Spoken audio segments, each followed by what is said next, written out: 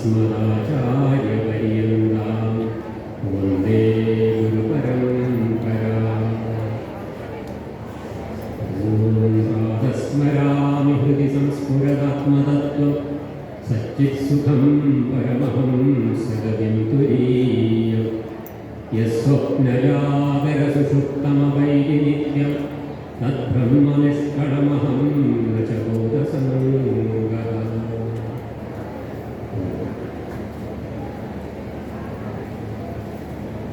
കിട്ടുന്നതിൻ്റെ ഒരു മണിക്കൂർ നേരം നാരായണീയ പാരായണത്തിൻ്റെ ഭക്തിസംഗ്രമായ അനുയോജ്യങ്ങൾ നമ്മുടെ ഹൃദയത്തിലേക്ക് ഏറ്റുവാങ്ങിക്കൊണ്ട് നിങ്ങളെല്ലാവരും കൂടെ ഇരിക്കുകയായിരുന്നു. അതുകൊണ്ട് അതിനുശേഷം എനിക്ക് തന്ന വിഷയം പൂർണ്ണമായൊരു വേദാന്ത വിഷയമാണ്. വേദാന്തം പറയാൻ പറ്റിയ ഒരു സമയമാണോ ഇത് എന്ന് സംശയമാണ്. നല്ലപോലെ ഭക്ഷണം, പായസവും പപ്പടവും അടക്കം ഉണ്ടെന്നാണ് കേട്ടത്. ഇതൊക്കെ കഴിച്ചിട്ട് വേദാന്തം കേട്ടാൽ ഒരുപക്ഷെ ജാഗ്രത സ്വപ്ന സുഷുപ്തിയിലേക്ക് പോകാൻ സാധ്യതയുണ്ട്. അപ്പം അതുകൊണ്ട് സ്വല്പം വേദാന്തപരമായ ആശയത്തെ നമുക്ക് പങ്കുവച്ചതിന് ശേഷം ഇന്നത്തെ കാലഘട്ടത്തിൽ നമ്മുടെ സമാജത്തിന് അത്യാവശ്യമായിട്ടുള്ള ആചരണ സംബന്ധമായ അല്പസ്വല്പം കാര്യങ്ങൾ നമുക്ക് ചർച്ച ചെയ്യാം. കാരണം ആചാരപ്രഭവോ ധർമ്മ, ധർമ്മസ്യ പ്രഭുരച്യുത. അപ്പോൾ അച്യുതൻ്റെ നാമവർണ്ണനകളാൽ മുഖരിതമായിക്കൊണ്ടിരിക്കുന്ന ഈ സദസ്സിൽ ആ അച്യുതനും അവതാരമൂർത്തികളൊക്കെ ഇവിടെ അവതരിച്ചത് ധർമ്മത്തിൻ്റെ സംരക്ഷണത്തിന് വേണ്ടിയിട്ടാണ്. ദശാവതാരങ്ങളിൽ ഇവിടെ അവതരിക്കപ്പെട്ടത് ധർമ്മ സംരക്ഷണത്തിന് വേണ്ടിയിട്ടാണ്. ആ ധർമ്മത്തിൻ്റെ അടിസ്ഥാനം എന്നുള്ളത് ആചരണമാണ്. ആചാര പ്രഭവോ ധർമ്മ, ആചാര കരമോ ധർമ്മ. ആ ആചരണം എവിടെ നിന്ന് തുടങ്ങണം? വ്യക്തിയിൽ നിന്ന് തുടങ്ങി കുടുംബത്തിലൂടെ, സമാജത്തിലൂടെ, രാഷ്ട്രത്തിലൂടെ ഈ ലോകത്തെ പ്രസരിക്കേണ്ടതാണ്. ധർമ്മമുണ്ടെങ്കിലേ എല്ലാം ഉള്ളൂ. അടിസ്ഥാനം സത്യവും ധർമ്മവുമാണ്. സത്യം, ധർമ്മം, സ്വാധ്യായം എന്നുള്ള 3 സ്തംഭത്തിലാണ് സനാതന ധർമ്മം എന്നുള്ള ഈ മഹാസൗധം നിലനിൽക്കുന്നത്. ആ സനാതന ധർമ്മമാകുന്ന ഈ മഹാസൗധം ഇവിടെ നിലനിൽക്കുന്നത് കൊണ്ടാണ് ഇന്ന് നമുക്കിവിടെ ഒത്തുചേരുവാനും ഭഗവത് നാമം വർണ്ണനകൾ ഇവിടെ കീർത്തിക്കുവാനും സാധിക്കുന്നത്. അത് ഈ ലോകത്തില്ലാണ്ടായാൽ എന്തൊക്കെ സംഭവിക്കുമെന്ന് നമുക്ക് ദൈനംദിനമായി കണ്ടുകൊണ്ടിരിക്കുകയാണ്. ആ സനാതന ധർമ്മം നിലനിൽക്കുന്നത് ഈ 3 സ്തംഭങ്ങളിലാണ്: സത്യം, ധർമ്മം, സ്വാധ്യായം. അപ്പോൾ ആ സത്യവും ധർമ്മത്തിനും ഇടിവ് സംഭവിച്ചാൽ ആ സത്യത്തിനും ധർമ്മത്തിനും അനുസരിച്ച് ജീവിതത്തെ മുന്നോട്ട് നയിക്കുന്നതിൻ്റെ ആ ഒരു പ്രഭാവം ഉണ്ടാക്കിയെടുക്കുവാൻ സ്വാധ്യായം നിർബന്ധമാണ്. അപ്പോൾ സത്യവും ധർമ്മവും സ്വാധ്യായവുമാവുന്ന 3 സ്തംഭത്തിനും ഇന്ന് നമ്മുടെ സമാജത്തിലേക്ക് തിരിഞ്ഞു നോക്കുമ്പോൾ ചില പുഴുകുത്തുകൾ വീണിട്ടില്ലേ എന്ന് സംശയിക്കേണ്ട ഒരു കാലഘട്ടത്തിലാണ് നമ്മൾ ജീവിക്കുന്നത്. സത്യത്തിന് ഇടിവ് സംഭവിച്ചുകൊണ്ടിരിക്കുകയാണ്, ധർമ്മത്തിന് ഇടിവ് സംഭവിച്ചുകൊണ്ടിരിക്കുകയാണ്, സ്വാധ്യായം നമ്മുടെ ജീവിതത്തിൽ നിന്ന് അപ്രത്യക്ഷമായിക്കൊണ്ടിരിക്കുകയാണ്. അപ്പം അങ്ങനെ ആകുമ്പോൾ എവിടെയാണ് നഷ്ടം സംഭവിക്കുന്നത്? സനാതന ധർമ്മത്തിനാണ് നഷ്ടം സംഭവിക്കുന്നത്. ആ സനാതന ധർമ്മത്തിന് നഷ്ടം സംഭവിച്ചാൽ എന്ത് സംഭവിക്കുമെന്ന് നേരത്തെ ചർച്ച ചെയ്യും. അപ്പം അതുകൊണ്ട് ആചരണത്തിൻ്റെ വിഷയങ്ങൾ നമ്മൾ തീർച്ചയായിട്ടും നമ്മൾ 10 പേര് ഒത്തുചേരുന്ന ഇന്നത്തെ ഒരു കാലഘട്ടത്തിൽ നമ്മൾ ആചരണ വിഷയങ്ങളെ കുറിച്ച് കൂടുതൽ ചർച്ച ചെയ്യേണ്ടതാണ്. എങ്കിലും ഇന്നിപ്പോൾ സൃഷ്ടി ഭേദവർണ്ണനയെക്കുറിച്ചൊക്കെയാണ് ഒരു സബ്ജക്റ്റ് തന്നിട്ടുള്ളത്. അപ്പോൾ ആ വിഷയത്തോട് അല്പം നീതി പുലർത്തിക്കൊണ്ട് നമുക്ക് സാധിക്കുന്ന രീതിയിൽ അല്പം ചർച്ച ചെയ്തിട്ട് നമുക്ക് മറ്റു കാര്യങ്ങൾ ചുരുക്കി പറയാം. കാരണം ആ 1 മണിക്കൂറേ ഉള്ളൂ. അതിനകത്ത് പറഞ്ഞു തീർക്കാവുന്ന നല്ല പല നമ്മുടെ അടിസ്ഥാനപരമായ വിഷയങ്ങളൊക്കെ നാരായണീയത്തിലെ 10ാമത്തെ ദശകത്തിലാണ് സൃഷ്ടി ഭേദവർണ്ണനയെക്കുറിച്ച് വിശദീകരിക്കുന്നത്. പരമഭക്തനായ മേൽപ്പത്തൂരിൻ്റെ 1000 ചിലാനം ശ്ലോകങ്ങളിലൂടെ ഭഗവാനെ അർച്ചിച്ചുകൊണ്ട് ഈ ലോകത്തിൻ്റെ പീഡയെ ഹരിക്കുവാനും വൈയക്തികമായ വിഷമങ്ങൾ തീരുവാനും ലോകത്തിൻ്റെ വിഷമങ്ങൾ തീരുവാനുമായിട്ട് സമാജത്തിന് നൽകിയ ഈ ദിവ്യമായ ഗ്രന്ഥം കഴിഞ്ഞ 2-3 ദിവസങ്ങളായിട്ട് ഇവിടെ ശ്രവണവും മനനവും അതുപോലെ പ്രഭാഷണങ്ങളിലൂടെയൊക്കെ നമ്മൾ പഠിച്ചുകൊണ്ടിരിക്കുകയാണ്. ഇതിൽ ഇവിടെ 10ാമത്തെ ദശകത്തിൽ ആദ്യത്തെ ശ്ലോകത്തിൽ ഇവിടെ പറയുന്നു, എനിക്ക് മനോഹരമായിട്ട് ചൊല്ലാനൊന്നും അറിയില്ല, മനോഹരമായി ചൊല്ലുന്നവരാണ് നിങ്ങളൊക്കെ, ഞാൻ വായിക്കാത്രേ ഉള്ളൂ. വൈകുണ്ഠ വർദ്ധിത മനോധ ഭവപ്രസാദാംഭോജയോ നിരസകില ജീവദേഹാൻ സസ്ഥൂനി ഭൂരുഹമയാനി തഥാവിരശ്ചാം യാതൻ മനുഷ്യ നിവഹാനി ദേവഭേദവാൻ. അതായത് ഹേ വൈകുണ്ഠമൂർത്തേ, അങ്ങയുടെ അനുഗ്രഹത്താൽ വീര്യം അധികമായവനായ ബ്രഹ്മാവ് പിന്നീട് മണ്ണിൽ മുളച്ചുണ്ടാകുന്ന സ്ഥാപനങ്ങളും അതുപോലെ പക്ഷിമൃഗാദികളാകുന്ന ദിവ്യജാതികളും മനുഷ്യവർഗങ്ങളും ദേവഭേദങ്ങളും അടങ്ങുന്ന ജീവശരീരങ്ങളെ സൃഷ്ടിച്ചു അത്രേ. പാതികമായ സൃഷ്ടി പ്രക്രിയയുടെ ഒരു ഭാവത്തെ ഇവിടെ പറയുകയാണ്. ബ്രഹ്മാവ് സൃഷ്ടിച്ചു. എങ്ങനെയാണ്? അങ്ങയുടെ അനുഗ്രഹത്താൽ. അപ്പൊ സൃഷ്ടിക്ക് പോലും ചോദനമായിട്ടുള്ളത് പരമാത്മാവായ ഭഗവാൻ തന്നെയാണ്. ഇവിടെ ഭഗവാൻ എന്ന് പറയുമ്പോൾ സർവത്ര നിറഞ്ഞിരിക്കുന്ന അണുകണം മുതൽ ബ്രഹ്മാണ്ടം വരെ, പുൽക്കൊടി മുതൽ ബ്രഹ്മാവ് വരെ നിറഞ്ഞിരിക്കുന്ന പരമമായ സത്യം. ആ സത്യസ്വരൂപനെയാണ് നമ്മൾ നാരായണനെന്നും ഭഗവാനെ ഒക്കെ വിളിച്ച് ആരാധിക്കുന്നത്. കാരണം നാമരൂപരഹിതമായ സത്യത്തെ ആരാധിച്ചു എഴുതുവാൻ നമുക്ക് തീർച്ചയായിട്ടും നാമരൂപ സഹിതമായ ഭഗവത് വർണ്ണന ആവശ്യമാണ് സാധകന്മാരെ സംബന്ധിച്ച്. ആ ഭഗവാന്റെ അനുഗ്രഹത്താൽ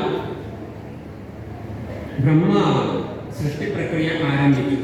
അവിടെ സ്ഥാപനങ്ങളും ജംഗമങ്ങളുമായിട്ടുള്ള എല്ലാത്തിനെയും സൃഷ്ടിച്ചു. സ്ഥാപനം ജംഗമം എന്നൊക്കെ പറയുന്നവർക്ക് അറിയാവുന്നതാണ്. സ്ഥാപനമായ ബന്ധം ഇപ്പോൾ നിൽക്കുന്നത് ഇളക്കമില്ലാത്തത് വൃക്ഷങ്ങളായാലും പാറകൾ അതുപോലെ മറ്റൊക്കെ സ്ഥാപനങ്ങളാണ്. ജംഗമങ്ങൾ എന്ന് വെച്ചാൽ മനുഷ്യ മറ്റ് ജോലികളൊക്കെ ജംഗമങ്ങളാണ്. അപ്പൊ സ്ഥാപനവും ജംഗമവുമാണ് ഈ ലോകത്ത് നോക്കിയാൽ നമുക്ക് രണ്ടേ കാണാൻ പറ്റുള്ളൂ, ഒന്ന് സ്ഥാപനം, ഒന്ന് ജംഗമം. അതായത് ഈ ലോകത്ത് കാണപ്പെടുന്ന സകല സൃഷ്ടി ജാലങ്ങളെയും ബ്രഹ്മാവ് സൃഷ്ടിക്കാൻ ആരംഭിച്ചു. മനുഷ്യവർഗങ്ങളും ദേവഭേദങ്ങളും അടങ്ങുന്ന ജീവരാശികളെ സൃഷ്ടിച്ചത് ദേവന്മാരായാലും അതുപോലെ തന്നെ മനുഷ്യരായാലും ഗന്ധർവന്മാരായാലും അക്ഷരാക്ഷസ കിന്നരന്മാരായാലും എല്ലാത്തിനെയും സൃഷ്ടിക്കപ്പെട്ടു എന്ന് ആദ്യത്തെ ശ്ലോകത്തിൽ പറയുന്നു.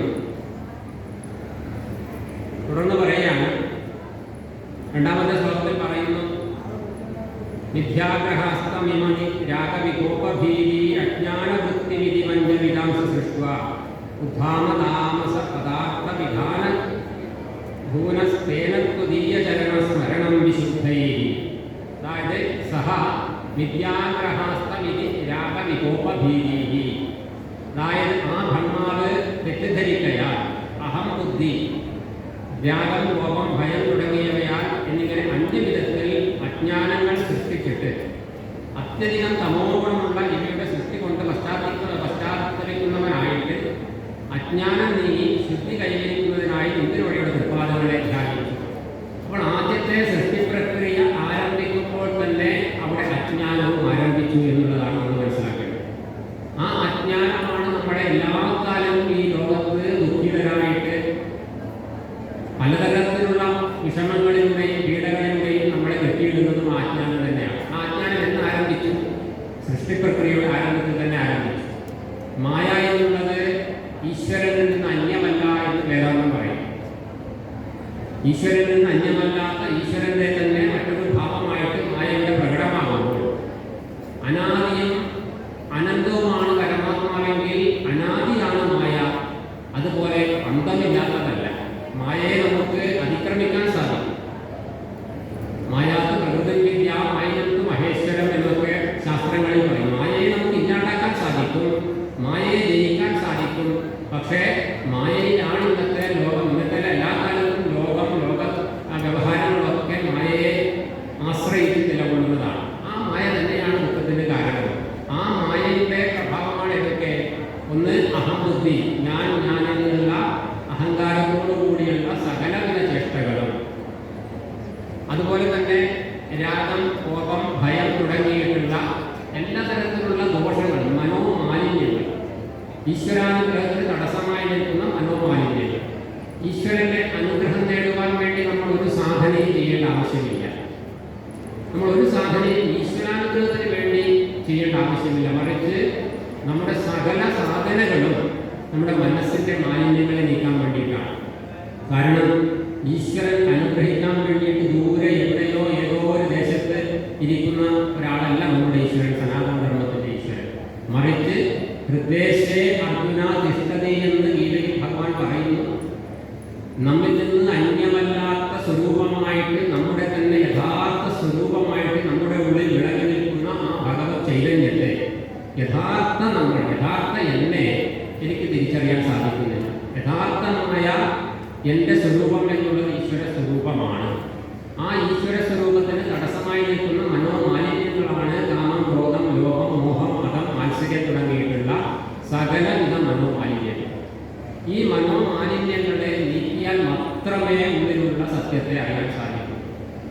നമ്മുടെ നാരായണീയ പാരായണമാവട്ടെ, നാരായണീയ സത്സംഗങ്ങളാവട്ടെ, സകലവിധ ശാസ്ത്ര, ആധ്യാത്മിക ശാസ്ത്ര ഗ്രന്ഥങ്ങളുടെ പാരായണവും മനനവും ശ്രവണവും എല്ലാം ഇതിനു വേണ്ടിയിട്ടാണ് ഭഗവാൻ അനുഗ്രഹം നേടാനാണ്. കാരണം ഭഗവാൻ ആരെയും അനുഗ്രഹിക്കാതിരിക്കുന്നില്ല.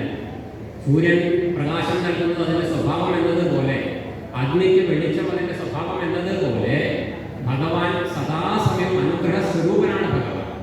അനുഗ്രഹ സ്വരൂപനായ ഭഗവാന്റെ അനുഗ്രഹം നമുക്ക് ലഭിക്കാതെ പോകുന്നത് നമ്മുടെ മനസ്സിലെ മാലിന്യങ്ങൾ കൊണ്ടാണ്. അപ്പം ആ മനസ്സിലെ മാലിന്യങ്ങൾ നീക്കുവാൻ വേണ്ടിയിട്ടാണ് സകലവിധ സാധനങ്ങൾ. അപ്പോൾ നാരായണീയ പാരായണം എന്നുള്ളത് സാധനയായിട്ട് എടുക്കണം.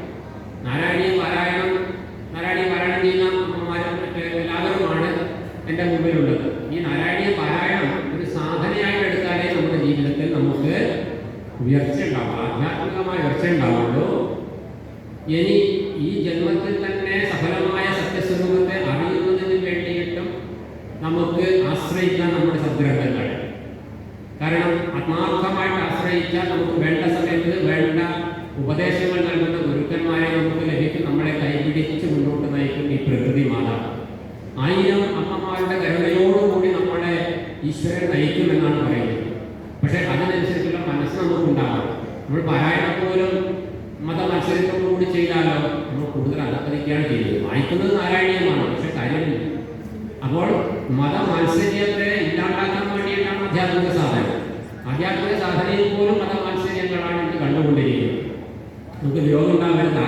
വ്യക്തിപരമായി പറയാമല്ലോ, സാമാജിക വ്യവസ്ഥ ഇന്ന് നമ്മളൊക്കെ അനുഭവിച്ചതാണ്. കാരണം നമ്മളൊക്കെ പലപ്പോഴും പല സത്സംഗങ്ങളിൽ പോകുന്നുണ്ടല്ലോ, അവിടെയൊക്കെ കാണുന്നതാണ്.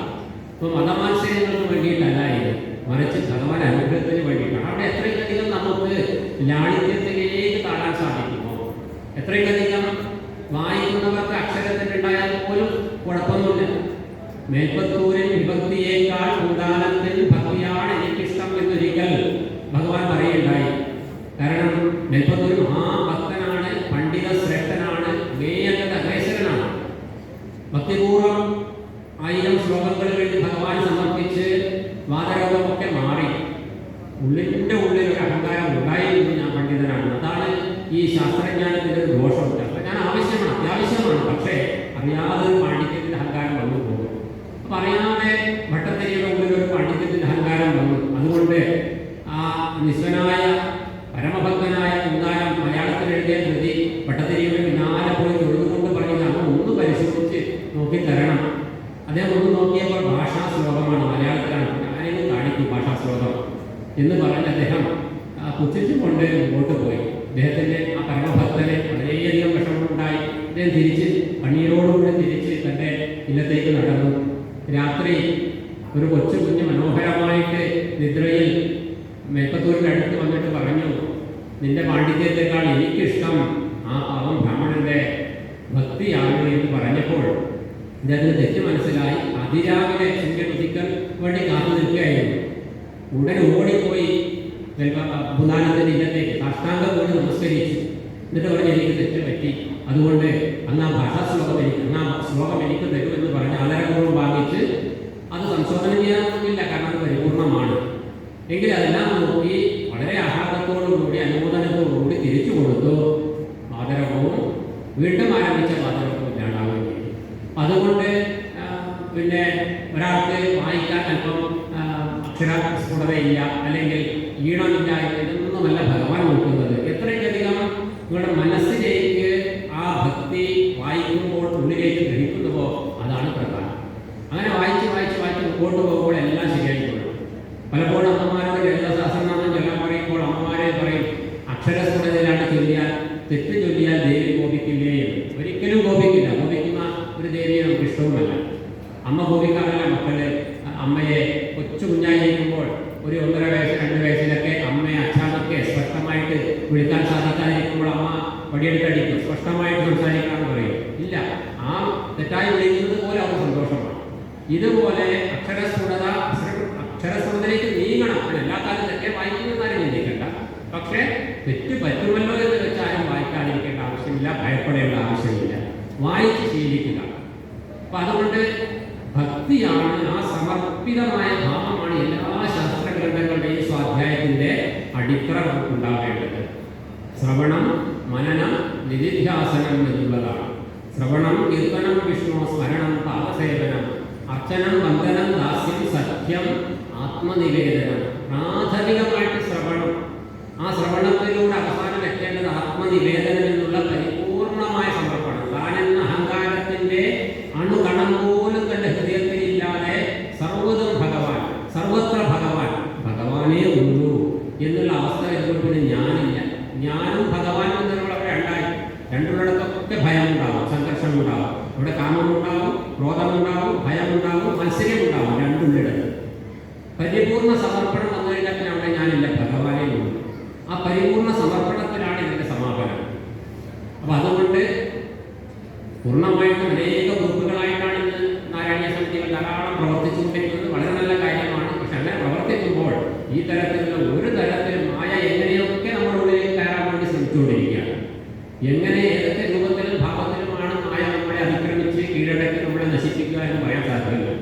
അപ്പം അതുകൊണ്ട് ഇങ്ങനെയുള്ള യാതൊരു തരത്തിലുള്ള ദോഷങ്ങളും നമ്മുടെ മനസ്സിലേക്ക് കയറി വരാതിരിക്കാൻ സദാ ജാഗരൂകരായിട്ട് നിങ്ങൾ നാരായണീയം നല്ലപോലെ വായിച്ചു എന്നാണ് അതുമായിട്ട് ബന്ധപ്പെട്ട് പറയാനുള്ളത്. ഇവിടെ പറയുന്നു, അങ്ങനെ അത്യധികം തമോ ഗുണമുള്ള ഇവയുടെ സൃഷ്ടി കൊണ്ട് പശ്ചാത്തപിക്കുന്നവനായിട്ട് അജ്ഞാനം നീങ്ങി ശുദ്ധി കൈവരിക്കുന്നതിനായി ഇന്ദ്രമണിയുടെ തൃപ്പാദങ്ങളിൽ ധ്യാനിച്ചപ്പോൾ ആ സൃഷ്ടികർത്താവായ ബ്രഹ്മാവിനെ പോലും ഈ അജ്ഞാനം ബാധിച്ചു. ഈ അജ്ഞാനത്തെ എങ്ങനെ നീക്കം ചെയ്യാൻ സാധിക്കും? ഈ അജ്ഞാനത്തെ നീക്കം ചെയ്യുവാൻ പരിശുദ്ധ പരിപൂർണനായ നിഷ്കളനായ മായാരഹിതനായ യാതൊരു തരത്തിലുള്ള മാലിന്യങ്ങളുമില്ലാത്ത പരമാത്മാവിനെ ധ്യാനിക്കുക മാത്രമാണ് പോംവഴി. അവിടുത്തെ അനുഗ്രഹം നേടുക മാത്രമാണ് പോംവഴി എന്ന് മനസ്സിലാക്കിയിട്ട് ബ്രഹ്മാവ് ധ്യാനത്തിലേക്ക് തിരിഞ്ഞാൽ തൻ്റെ ഉള്ളിലേക്ക് തന്നെ പരമമായ ആ ഒരു ഭാവത്തിലേക്ക് തിരിഞ്ഞ് ധ്യാനിക്കാൻ തുടങ്ങി. അപ്പോൾ എന്ത് സംഭവിച്ചു? മനസാസനകം സനന്ദം ഭൂയസനാതനമുനിം ച സനത്കുമാരം തേ സൃഷ്ടികർമ്മണി തേന നിയുജ്യമാനാ പാദഭക്തിരസികായവാണി. അപ്പോൾ പിന്നെയും മനസ്സുകൊണ്ട് സനകൻ, സനന്ദൻ, സനാതനൻ, സനത്കുമാരൻ എന്നിവരെയും സൃഷ്ടിച്ചു. ഭഗവത് ഭക്തി രസമറിയുന്ന അവരാകട്ടെ ബ്രഹ്മാവിനാൽ സൃഷ്ടിക്കു വേണ്ടി പ്രേരിപ്പിക്കപ്പെട്ടിട്ടും ആ വാക്ക് സ്വീകരിച്ചില്ല. കാരണം ബ്രഹ്മാവ് സൃഷ്ടിക്കുന്നതിന് ഉദ്ദേശം പ്രജാസൃഷ്ടിയാണ്. ധാരാളം പ്രജകൾ ഉണ്ടാവട്ടെ എന്നുള്ള പ്രജാസൃഷ്ടിക്ക് വേണ്ടിയിട്ട് ആദ്യം മാനസപുത്രന്മാരായ സനകൻ, സനന്ദൻ തുടങ്ങിയവരെ സൃഷ്ടിച്ചു. പക്ഷേ അവർ സൃഷ്ടിയാൽ തന്നെ ആ പരമാത്മാവിൻ്റെ അനുഗ്രഹത്തിന് പാത്രീഭൂതരായതുകൊണ്ട് ഈ മായ ബാധിക്കാതിരുന്നു. ആ മായ ബാധിക്കാത്തത് കൊണ്ട് തന്നെ അവർ മനസ്സിലാക്കി ഈ സൃഷ്ടി പ്രക്രിയ നടത്തിയിട്ട് ഇവിടെ മക്കളും ഭാര്യയും മക്കളും കുടുംബവും മക്കളൊക്കെ ആയിട്ട് ഇങ്ങനെ ജീവിച്ചിട്ട് എന്ത് കാര്യം? ഇതൊന്നുമല്ലല്ലോ മനുഷ്യ ജീവിതത്തിൻ്റെ ലക്ഷ്യം. 84 ലക്ഷം ജീവയോനിയിൽ ലഭിച്ച അപൂർവമായ ഒരു ഭാഗ്യമാണ് മനുഷ്യജന്മം എന്ന് നമ്മൾ ഇവിടെ ഭഗവതാദി കീർത്തനങ്ങളിലൊക്കെ ശ്രവണം ചെയ്യും. അപ്പോൾ ഇവിടെ സനന്ദാദി മുനിമാരെ ചിന്തിച്ചു, മനുഷ്യജന്മം ബ്രഹ്മാവിൽ നിന്ന് ലഭിച്ചു കഴിഞ്ഞു. ഇനി ആ മനുഷ്യജന്മത്തെ കൃതാർത്ഥമാക്കുവാൻ വേണ്ടിയിട്ട് പരമാത്മാവിനെ അറിഞ്ഞ് അനുഭവിക്കുക മാത്രമാണ് ലക്ഷ്യം. അതിന് തടസ്സമാണ് ഈ ലോക വ്യവഹാരം എന്ന് മനസ്സിലാക്കിയിട്ട് അവർ സ്വന്തം അച്ഛനാണെങ്കിലും ഈശ്വര സാക്ഷാത്കാരത്തിൻ്റെ പാതയിലേക്ക് പോകുമ്പോൾ അത് ഉന്നതമായ ഒരു കാഴ്ചപ്പാടാണ്. നമ്മുടെ അച്ഛൻ്റെ വാക്ക് പോലും ധിക്കരിച്ചുകൊണ്ട് അവർ അതിനേക്കാൾ ശ്രേഷ്ഠമായൊരു പാത തിരഞ്ഞെടുത്ത് മുമ്പോട്ട് പോയി. അങ്ങനെ അവർ ബ്രഹ്മാവിൻ്റെ വാക്ക് നിരാകരിച്ചു, ആ വാക്ക് സ്വീകരിച്ചില്ല. അവർ മുനിമാരായിട്ട് ഋഷിമാരായിട്ട് പോവുകയാണ് ചെയ്തത്. പിന്നീട് സനകാദി മുനിമാരുടെ ധാരാളം ചരിത്രങ്ങൾ നമുക്ക് ഇതിഹാസ പുരാണങ്ങളിലൊക്കെ കാണാൻ വേണ്ടി സാധിക്കും. അങ്ങനെ അവർ തൻ്റെ മാനസപുത്രന്മാരായ അവർ ബ്രഹ്മാവിൻ്റെ വാക്ക്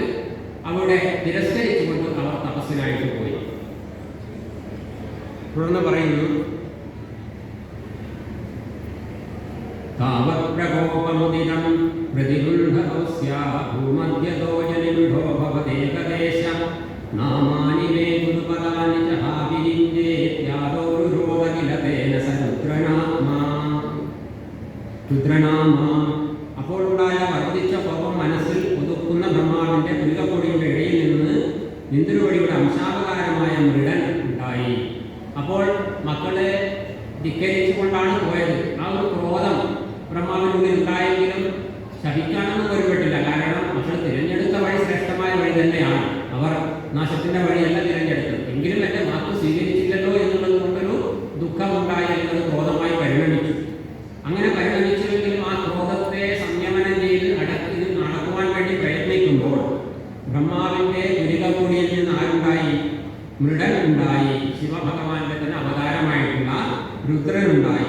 ഏ സൃഷ്ടികർത്താവേ, എനിക്ക് നാമങ്ങളും സ്ഥാനങ്ങളും കൽപ്പിച്ചു തരിക എന്ന് അദ്ദേഹം ആദ്യമേ നിലവിളിച്ച് പറഞ്ഞു അത്രേ. അതുകൊണ്ട് അവിടെ നിന്ന് അദ്ദേഹത്തിന് രുദ്രൻ എന്ന നാമമുള്ളവനായി. അപ്പോൾ രുദ്രമൂർത്തിയെ നമുക്കറിയാം, രുദ്രനെ നമുക്കറിയുന്നതാണ്. രുദ്രൻ എന്നുള്ള ഉപാസനാമൂർത്തിയെ നമുക്കറിയാം. ആ രുദ്രൻ ബ്രഹ്മാവിന്റെ പുലികപ്പൊടിയിൽ നിന്ന് പുറമേക്ക് വന്നു. എങ്ങനെ വന്നു?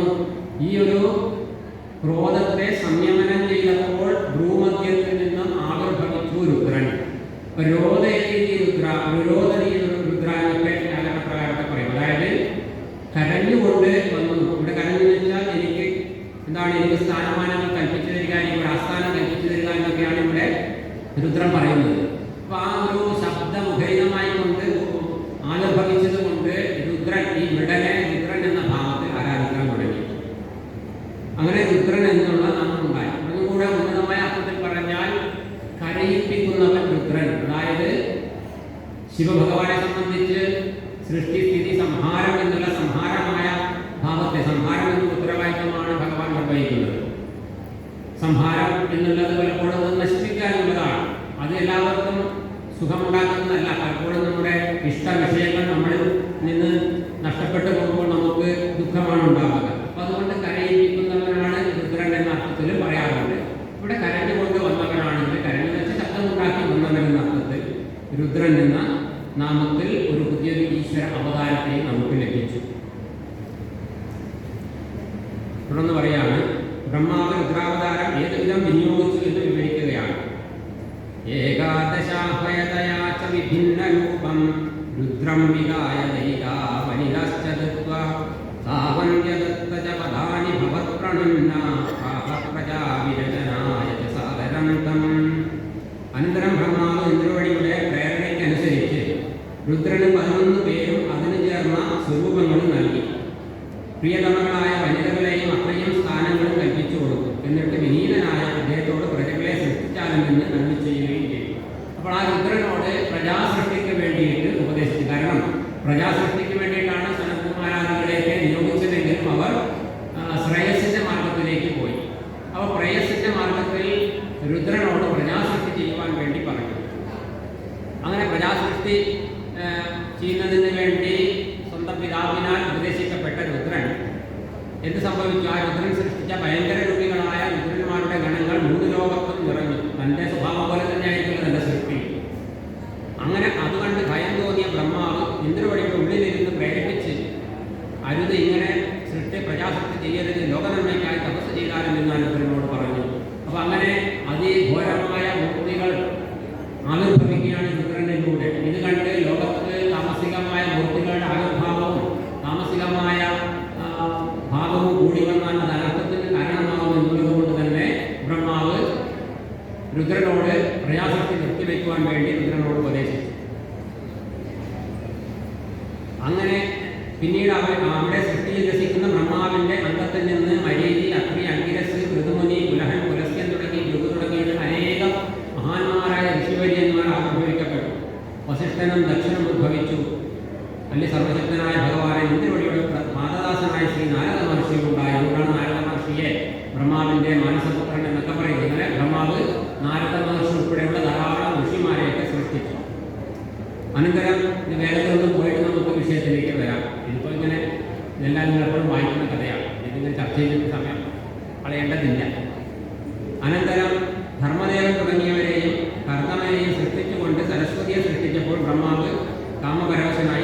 ഇന്ദ്രോടിയുടെ പ്രേരണയാൽ സനകൻ ദക്ഷൻ തുടങ്ങി മക്കൾ ഓർമ്മപ്പെടുത്തിയതിനാൽ അജ്ഞാനത്തെ കൈവഴിഞ്ഞ് അമൃതത്തിൽ നിന്ന് പിന്മാറുകയും ചെയ്തു. അപ്പോൾ ആ ഒരു അജ്ഞാനം, നേരത്തെ പറഞ്ഞ അജ്ഞാനം എന്നുള്ളത് ആരെയും ബാധിക്കും.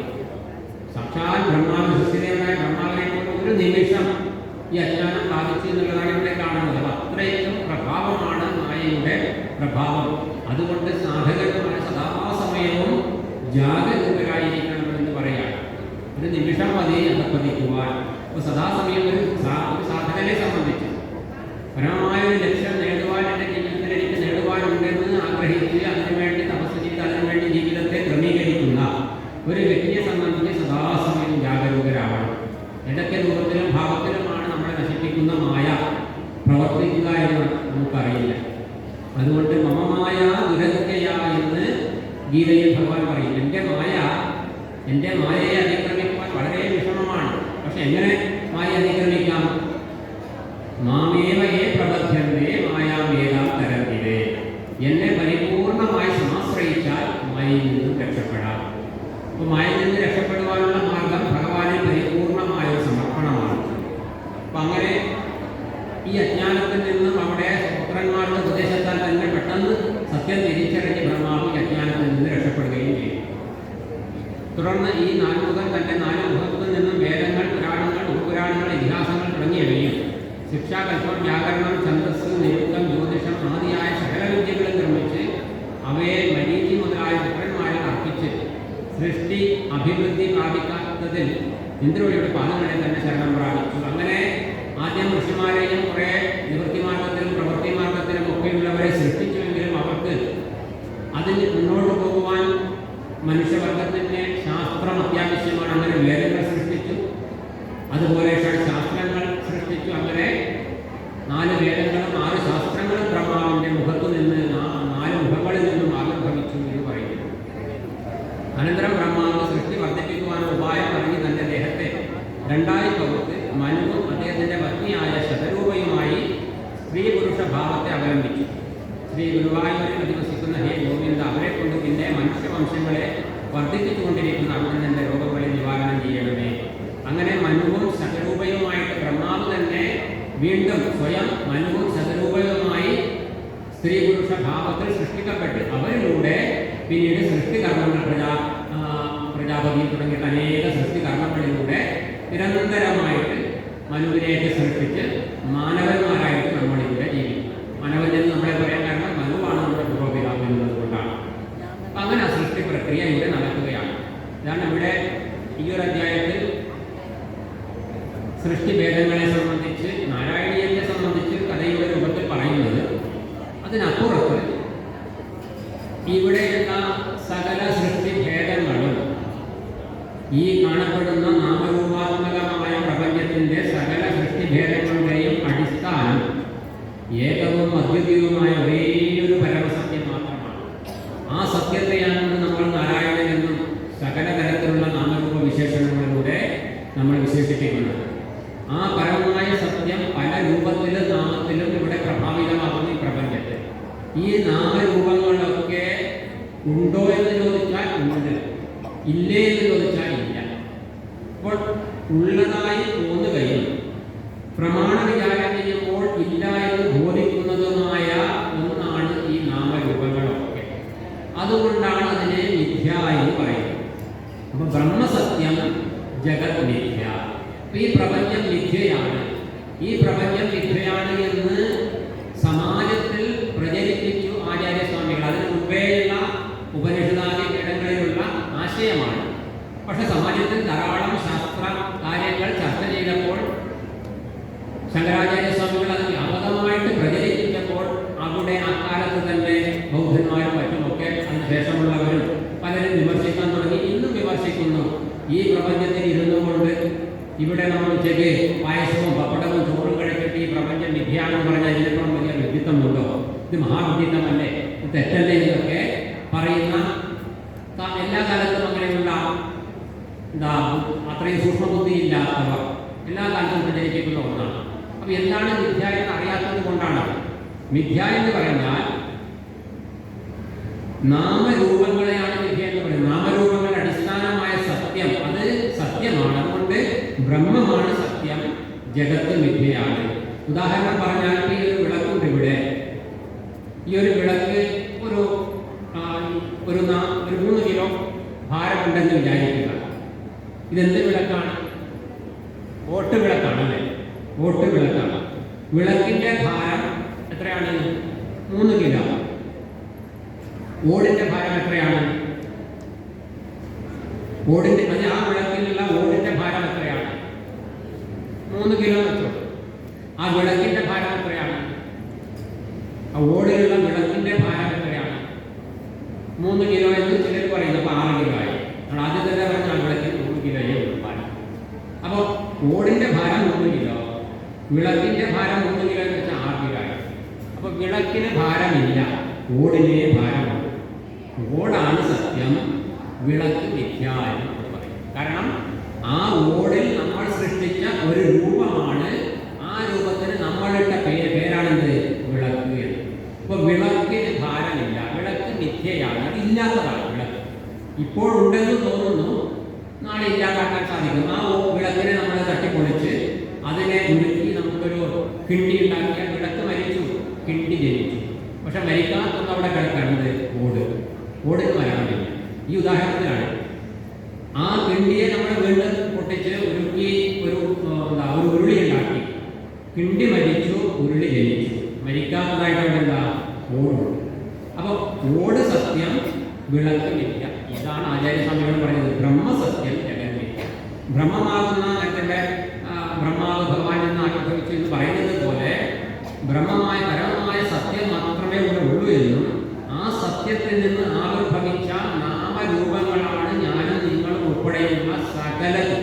മനുഷ്യനും മൃഗങ്ങളും പശുപക്ഷി മൃഗാദികളും ദിര്യത്തുകളും വൃക്ഷങ്ങളും സ്ഥാപനങ്ങളും ജന്തുക്കളുമായ താരങ്ങളും എല്ലാം ആകാശ നക്ഷത്രങ്ങളും അനന്തകോടി ബ്രഹ്മാണ്ടങ്ങളും എല്ലാം ഇന്ന് കണ്ടെത്തിയത് നാളെ കണ്ടെത്താനിരിക്കുന്നത് എല്ലാം പരമസത്യം മാത്രമാണ്.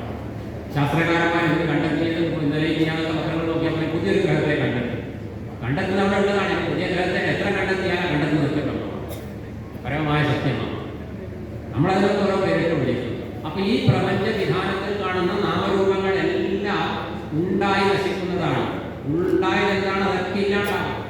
നമ്മൾ ഇന്നുണ്ട്, നമ്മൾ 100 വർഷം കഴിഞ്ഞാൽ നമ്മൾ ആരും ഇവിടെ ഉണ്ടാവില്ല. ഒരു 100 വർഷം മുമ്പേ നമ്മൾ ഉണ്ടായിട്ടുമില്ല. ഈ രൂപത്തിൽ ഉണ്ടായിട്ടുണ്ടാവാം, ഈ രൂപത്തിലില്ല. അപ്പോൾ ആദിയിലുമില്ല, അന്തത്തിലുമില്ലെങ്കിൽ പിന്നെ മധ്യത്തിലുണ്ടാവും. അപ്പോൾ ഇപ്പോഴുണ്ടോ നമ്മൾ? ഇപ്പോഴുണ്ടോ എന്ന് ചോദിച്ചാൽ ഇപ്പോൾ ഇങ്ങനെ ഉണ്ട് എന്ന് പറയാത്രേ ഉള്ളൂ. ഈ നാമരൂപത്തിൽ ഇതില്ലാണ്ടാകുന്നു. അപ്പോൾ ഈ ശരീരം പോയാലും നശിക്കാത്ത ഒന്നുണ്ട്. നമ്മൾ ഏതിൽ നിന്ന് ആവിർഭവിക്കുമോ ആ സത്യം. അപ്പോൾ ഞാൻ നാശമില്ലാത്ത പരമസ്വരൂപമാണ്. ആ പരമമായ എൻ്റെ സ്വരൂപം ഇന്നിപ്പോൾ ഇത് മനുഷ്യരൂപത്തിലിരിക്കുന്നു. ഇന്നലെ എങ്ങനെയായിരുന്നു എന്ന് എനിക്കറിയില്ല, നാളെ എങ്ങനെയാവും എന്ന് എനിക്കറിയില്ല. ഇന്നിങ്ങനെ ഇരിക്കുന്നു. അപ്പോൾ ഈ ശരീരം വേണമെങ്കിൽ ശരീരം മിഥ്യ, ശരീരത്തിൻ്റെ അടിസ്ഥാനമായ പരമാത്മാവാകുന്ന ബ്രഹ്മം സത്യം എന്ന് പറയുന്നത്. അപ്പോൾ അതാണ് ബ്രഹ്മസത്യം ജഗന്മിഥ്യ എന്ന് പറയുന്നതിൻ്റെ അർത്ഥം. നമ്മളെങ്കിലും പലർക്കും അറിയാം, പണ്ഡിതന്മാരൊക്കെ ആയിരിക്കുന്നതിരിക്കുന്ന പല ധാരാളം ശാസ്ത്രാശ്രവണം ചെയ്ത് പരിജ്ഞാനമുള്ളവരായിരിക്കും. എങ്കിലും നമ്മൾ ധാരാളമായിട്ട് പാരായണത്തിനും മറ്റു പല സ്ഥലത്തും പോകുമ്പോൾ നമ്മളെ നിന്ദിക്കുവാനും അവഗണിക്കാനൊക്കെ പലരും ശ്രമിക്കുമ്പോൾ കൃത്യമായിട്ട് മറുപടി കൊടുക്കുവാൻ നമുക്ക് ശാസ്ത്രശ്രവണവും മനനവും ആവശ്യമാണ്. അപ്പോൾ ഇത് ഒരു കാലത്ത് ആർക്കും നിഷേധിക്കാൻ പറ്റാത്തതാണ്. ഇന്ന് ആധുനിക ശാസ്ത്രത്തിൻ്റെ സയൻസിൻ്റെ മേഖലയിലേക്ക് പോകുമ്പോൾ എന്നവർ പറയുന്നു, ഊർജത്തിനും അപ്പുറത്തൊരു ബോധമുണ്ട്. ആ ബോധത്തിൽ നിന്നാണ് ഊർജം പോലും പ്രവഹിക്കുന്നത്. ആ ഊർജത്തിൽ നിന്നാണ് അണുകണങ്ങളും അതുപോലെ അതിൻ്റെ മാറ്ററും ഒക്കെ ആയിട്ട് നാമരൂപങ്ങൾ വികസിക്കുന്നത് എന്ന് ആധുനിക സയൻസ് അതിൻ്റെ ഊർജത്തിനും അപ്പുറത്തുള്ള ബോധത്തിലേക്ക് എത്തി നിൽക്കുകയാണ്. ആ ബോധമാണ് സത്യം എന്ന് ആയിരം വർഷങ്ങൾക്ക് മുമ്പേ ഭാരതീയ ഋഷിമാർ ഉപനിഷത്തിലൂടെ, ഇതിഹാസ പുരാണങ്ങളുടെ കഥകളുടെ രൂപത്തിൽ ഉപനിഷത്തിലൂടെ യഥാർത്ഥ ശാസ്ത്രമായിട്ട് ഉപനിഷത്തിലൂടെ നമുക്ക് ആ പരമസത്യം മാത്രമാണ് എപ്പോഴും ഉള്ളത്. ഇന്നുള്ളതും ഇന്നലെ ഉണ്ടായതും നാളെ ഉള്ളതും ആ സത്യം മാത്രമാണ് എന്ന്, ഒരിക്കലും നശിക്കാത്ത സത്യം മാത്രമേ ഉള്ളൂ എന്ന്, അതിനെ ബോധമെന്നും ബ്രഹ്മമെന്നും ആത്മാവെന്നും ഒക്കെ നമുക്ക് വിളിക്കാം. അപ്പോൾ ഞാൻ ആ സത്യമാണ്, ഞാൻ ഈ കാണപ്പെടുന്ന നാമരൂപമായ ശരീരമല്ല എന്ന് പൂർണ്ണമായിട്ട് ഒരാൾക്ക് ബുദ്ധിതലത്തിലല്ല, അനുഭവ തലത്തിൽ ബോധ്യമാകുമ്പോഴാണ് അവരെ നമ്മൾ മഹാത്മാക്കൾ, അവതാര പുരുഷന്മാരല്ലെങ്കിൽ ഈശ്വര ഈശ്വര സാക്ഷാത്കാരം നേടിയവർ എന്ന് പറയുന്നത്. ആ അവസ്ഥയിലേക്ക് ഉയരാൻ നമുക്ക് എല്ലാവർക്കും അധികാരമുണ്ട്. ആർക്കും അധികാരമില്ലാത്തവരായിട്ടില്ല. മനുഷ്യനായി ജനിച്ച സകലർക്കും ആ പരമസത്യത്തെ അറിയുവാനുള്ള അവകാശമുണ്ട്. നമുക്ക് സാധിക്കുന്നുണ്ടോ ഇല്ലേ എന്നുള്ളത് വേറെ കാര്യം. നമ്മൾ എത്രയ്ക്കധികം അതിനെ പരിശ്രമിക്കുന്നു. ആ പരിശ്രമിക്കുക എന്നുള്ളതാണ് നമ്മുടെ ദൗത്യം. നമുക്കൊരു ജന്മത്തിൽ ചിലപ്പോൾ സാധിച്ചില്ല എന്ന് വരും, എന്നാലും ഒരു നഷ്ടവുമില്ല. ഒരിക്കലും ദുഃഖിക്കേണ്ട ആവശ്യമില്ല. നമ്മൾ പരിശ്രമിക്കുന്നത് മഹത്തായ നമ്മുടെ ഉണ്മയെ തേടിയാണ്. ഒഴുകുന്ന നദിയിലൂടെ ഒഴുകി പോകാൻ ആർക്കും സാധിക്കും. അതിനെതിരെ നിൽക്കുന്നവരെയാണ് ധീരൻ എന്ന് പറയുന്നത്. ഈ മായാപ്രപഞ്ചത്തിൽ നിന്നും കുടിച്ചും മതിച്ചും രസിച്ചും അങ്ങനെ ജീവിച്ച് ചത്തുപോകാൻ ആർക്കും സാധിക്കും. അതിന് വലിയ പ്രയത്നമൊന്നുമില്ല. പക്ഷെ അതല്ല എൻ്റെ ഉണ്മ എന്താണ്, ഞാൻ ആരാണ്, ഈ കാണപ്പെടുന്ന പ്രപഞ്ചം എന്ത്, ഇതിനെയൊക്കെ ഇങ്ങനെ നിലനിർത്തുന്ന അടിസ്ഥാനപരമായ ശക്തി എന്താണ് എന്ന് അന്വേഷിക്കണമെങ്കിൽ അത് ഒഴുക്കിലൂടെ ഒഴുകിയാൽ പറ്റില്ല. ഒഴുക്കിനെതിരെ നീക്കണം. പ്രതിസ്രോതവത് എന്ന് ആചാര്യസ്വാമികൾ ഭാഷ്യത്തിൽ പറയും. അങ്ങനെ ഒഴുക്കിനെതിരെ നീന്തുന്നവർ മാത്രമേ ലക്ഷ്യത്തിലെത്തിച്ചേരാൻ സാധിക്കുള്ളൂ. പുഴയിൽ ഒഴുകുന്നതിൻ്റെ ഒരു വടതടിയിൽ പിടിച്ചങ്ങനെ ഒഴുകിയാലും കടലെത്തും. പക്ഷെ ഒഴുക്കിനെതിരെ നീന്തിയാൽ മറുകര താണ്ടാൻ സാധിക്കും. ഒഴുക്കിനെതിരെ നീന്തുന്ന പ്രക്രിയയുടെ ഭാഗമായിരിക്കണം നാരായണീയ പാരായണമൊക്കെ. അല്ലെങ്കിൽ ഒഴുകാൻ വേണ്ടിയിട്ട് പാരായണം ചെയ്യേണ്ട ആവശ്യമില്ല. അതിന് ഒരുപാട് മസാല മാസികകളൊക്കെ ഉണ്ട്, അത് വായിച്ചാൽ ഒഴുകിക്കൊണ്ടു. ഒഴുക്കിനെതിരെ നീന്താനുള്ള തോണിയാണ് നാരായണീയം. ആവണം നാരായണീയം, നൗകയാണ്.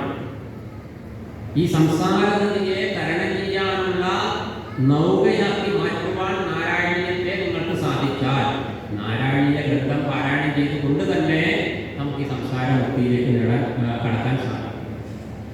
അപ്പം അതുകൊണ്ട് ഒഴുക്കിനെതിരെ നീന്തുവാനുള്ള ബുദ്ധി വൈഭവത്തോടു കൂടിയിട്ടാണ് മനുഷ്യരെല്ലാവരെയും ഈ അപൂർവമായ മനുഷ്യജന്മം ലഭിച്ചിട്ടുള്ളത്.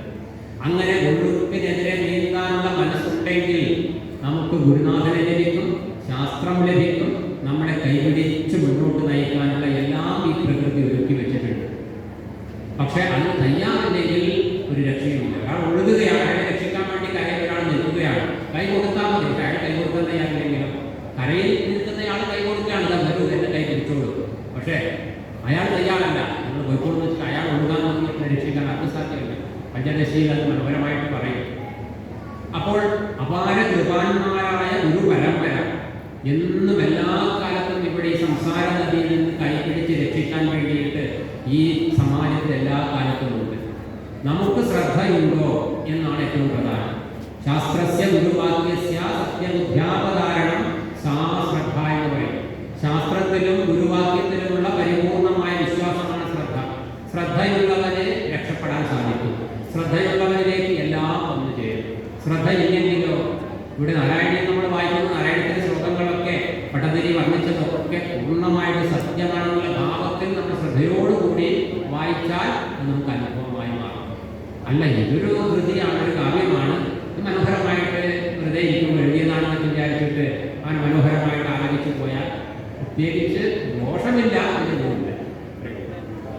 അതുകൊണ്ട് ആ രീതിയിൽ എൻ്റെ ഉണ്മയെ തേടി മുന്നോട്ട് പോകുന്ന ആ ജീവിതത്തിനിടയിൽ നമുക്ക് പരമമായ സത്യത്തെ അറിയാൻ സാധിച്ചില്ലെങ്കിൽ, പരമമായ സത്യത്തെ അറിയണമെങ്കിൽ നേരത്തെ പറഞ്ഞ നമ്മുടെ മനോമാലിന്യങ്ങൾ പൂർണ്ണമായിട്ട് നീങ്ങണം. പൂർണ്ണമായിട്ട് നീങ്ങിയാൽ അവിടെ സ്വാഭാവികമായിട്ട് സത്യത്തെ അറിയാൻ വേണ്ടി പ്രത്യേകിച്ച് വർണ്ണം ചെയ്യേണ്ട ആവശ്യമില്ല. അത് നമുക്ക് സാധിച്ചില്ലെങ്കിൽ ദുഃഖമില്ല. കാരണം ജന്മജന്മാന്തരമായിട്ട് നമ്മൾ കൊണ്ടുവന്നതാണ് നമ്മുടെ മനോമാലിന്യങ്ങൾ, കാമവും ക്രോധവും ലോകവും മതവും മത്സരവും ഒക്കെ. അങ്ങനെ ഈ ജീവിതത്തിൽ അങ്ങനെയൊക്കെ കുറേ ചെയ്തു പോയി എന്ന് ദുഃഖിക്കേണ്ട ആവശ്യമില്ല. അഭിചേത്സു ദുരാചാരോ ഭജതേ മാം അനന്യഭ സാധുരേവ സമന്തവ്യ എന്ന് ഭഗവാൻ നമുക്ക് ഉറപ്പ് നൽകിയിട്ടുണ്ട്. ദുരാചാരന്മാരിൽ വെച്ച് ദുരാചാരമായിക്കൊള്ളട്ടെ. ഏതൊരു നിമിഷമാണോ ഈശ്വര ചിന്തയിലേക്ക് ഒരാൾ കടന്നു വരുന്നത് അയാളെ സാധുവായിട്ട് ശ്രേഷ്ഠനായിട്ട് മാനിച്ചു കൊള്ളണമെന്ന് പറഞ്ഞത് ഞാനോ നിങ്ങളോ അല്ല, സാക്ഷാൽ ശ്രീകൃഷ്ണ ഭഗവാനാണ്. ഭഗവാൻ പറഞ്ഞു അയാൾ ശ്രേഷ്ഠനാണ്. ഏത് നിമിഷമാണോ ഈശ്വര ചിന്തയിലേക്ക് അയാൾ വരുന്നത് അയാളുടെ ഇന്നലെയൊക്കെ എന്തുമാവട്ടെ അതിനെക്കുറിച്ച് ചിന്തിക്കുന്നില്ല. ആ ഒരു സ്വാതന്ത്ര്യമാണ് നമ്മുടെ ധർമ്മവും സനാതന ധർമ്മവും വിളംബരം ചെയ്യുന്നത്. അല്ലാണ്ട് നിത്യഭാവിയായിട്ട് അവിടെ ഇരുന്നോട് പറഞ്ഞിട്ടില്ല. അമൃതസ്യ പുത്ര എന്നാണ് നമ്മളോട് പറഞ്ഞത്. നീ അമൃതത്വത്തിന്റെ അരവക്കിടാവാണ്. നീ ഇവരെകൾ എന്തെങ്കിലും ചെയ്തിട്ടുണ്ടാവാം, സാരമില്ല. ഇന്ന് നിനക്ക് ഉയരാനുള്ള രാജരീതിയിൽ അവിടെ കിടക്കുന്നു. നിന്നെ കൈപിടിച്ച് മുന്നോട്ട് നയിക്കാനുള്ള ഒരു പരമ്പരയിൽ കിടക്കുന്നു. ശാസ്ത്രങ്ങൾ അനന്തമായ ഗംഗാനദി പോലെ ശാസ്ത്രങ്ങൾ ഇവിടെ പ്രവഹിക്കുന്നു. ദാഹിക്കുന്നവൻ വെള്ളം കോരി കുടിക്കുന്നത് പോലെ നിനക്കത് പാനം ചെയ്യാം, ജിജ്ഞാസുവാണ്. അപ്പൊ അങ്ങനെയുള്ള ആ ഒരു നിരന്തരമായ സാധനയിലൂടെ മുന്നോട്ട് പോയിക്കൊള്ളൂ.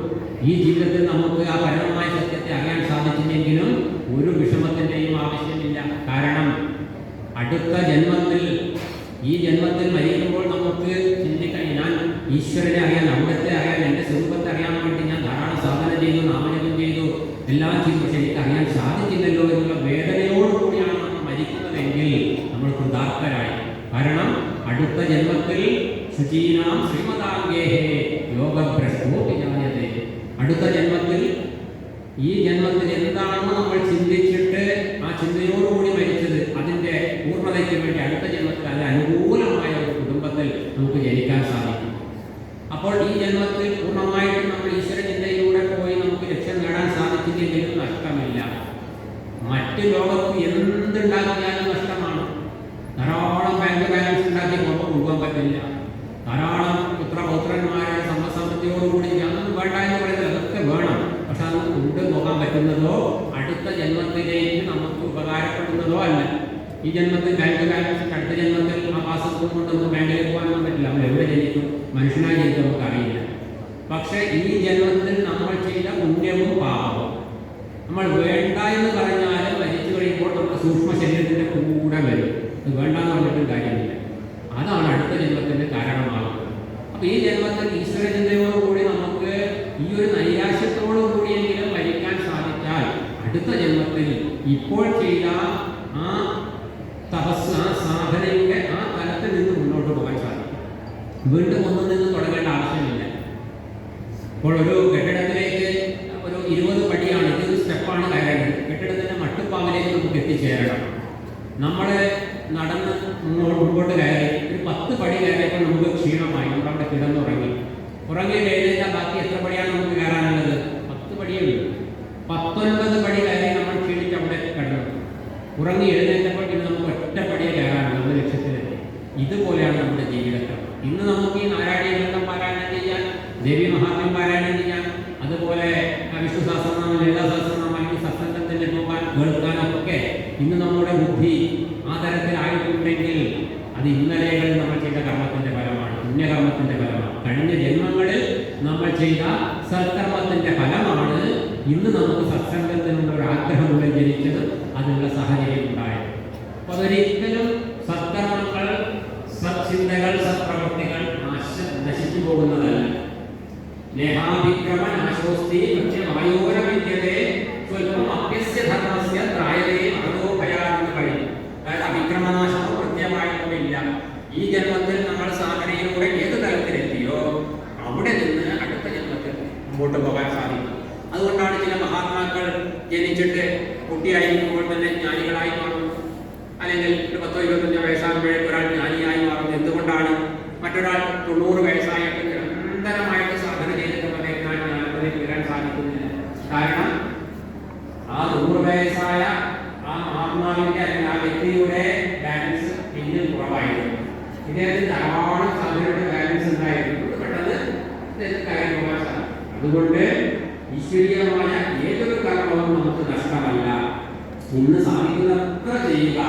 മരിച്ചു പോയാലും അടുത്ത ജന്മത്തിൽ നമുക്ക് താനുമായിട്ട് നമ്മുടെ ശ്രേയസ്സിലേക്ക് നയിക്കും.